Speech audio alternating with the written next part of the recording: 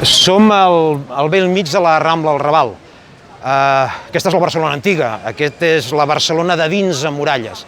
Estem al barri del Raval i el que podem constatar, ho pot constatar qualsevol, és la absoluta despersonalització i l'absoluta descatalanització de la capital de Catalunya.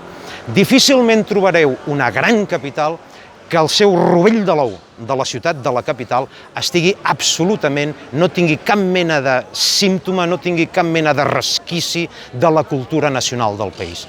Això és una operació. Si es despersonalitza la capital de Catalunya, començant pel Raval, es despersonalitza tot el país. Això és una operació que té la intenció de que el català sigui cada vegada una gent més minoritzada dins de casa seva. La intenció és que això s'extengui per tot el país. Fonamentalment, la responsable o les polítiques responsables de que això estigui passant són les polítiques que representa la família política d'Ada Colau. El que no pot ser és que tota aquesta gent que viu aquí al Raval visqui al marge de Catalunya, visqui com si visqués a Casablanca, com si visqués a Bangladesh, com si visqués a Nova Delhi. No pot ser.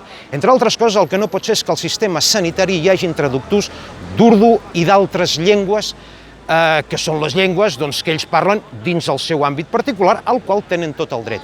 El sistema sanitari no s'ha de tenir traductors d'aquestes llengües. Aquesta gent se l'ha de catalanitzar.